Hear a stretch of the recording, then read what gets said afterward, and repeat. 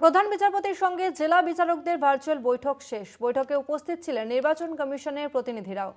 SIR সংক্রান্ত নথি আদান প্রদান প্রধান বিচারপতিকে জানানো হয়। সমন্বয়ের বিষয়ে জেলা বিচারকদের থেকে সব জেনে নেন প্রধান বিচারপতি। বৈঠক থেকে নির্দিষ্ট কোনো সিদ্ধান্ত গৃহীত হয়নি। সোমবার ফের ভার্চুয়াল বৈঠকে বসবেন প্রধান বিচারপতি। আরও একবার জানিয়ে রাখবো, প্রধান বিচারপতির সঙ্গে জেলা বিচারকদের ভার্চুয়াল বৈঠক ইতিমধ্যেই শেষ হয়েছে। এই বৈঠকে উপস্থিত ছিলেন নির্বাচনী কমিশনের প্রতিনিধিরাও। এসআইআর সংক্রান্ত নথি আদান প্রদান প্রধান বিচারপতিকে জানানো হয়। সমন্বয়ের বিষয়ে জেলা বিচারকদের থেকে সব জেনে নেন প্রধান বিচারপতি। বৈঠক থেকে নির্দিষ্ট কোনো সিদ্ধান্ত গৃহীত হয়নি। বৈঠক থেকে ঠিক কি সিদ্ধান্ত নেওয়া হয়েছে আমরা এই বিষয়ে জানবো। আমাদের সঙ্গে ফোন লাইনে রয়েছে প্রতিনিধি পীযূষ কান্তি নাগ। পীযূষ দা,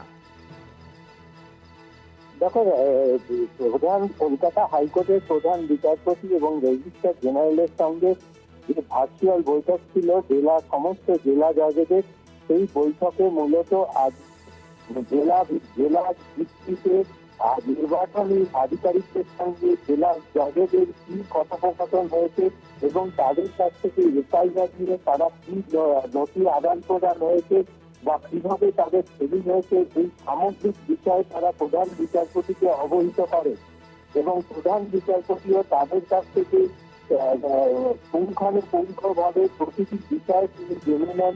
এবং পাশাপাশি এই কলকাতা হাইকোর্টের পক্ষ থেকে আজকে সমস্ত জুডিশিয়াল অফিসারদের অবহিত করা হয় যে আগামী 9 মার্চ পর্যন্ত যে ছুটি বাতিলের সিদ্ধান্ত করা হয়েছে সেই বিষয়টিও আজকে পুনরায় স্মরণ করিয়ে দেওয়া হয়।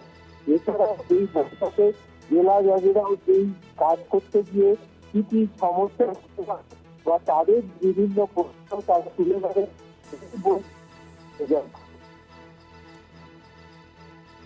ধন্যবাদ পীযূষ দা। আমাদের সঙ্গে ফোন লাইনে ছিলেন প্রতিনিধি পীযূষ কান্তি নাগ।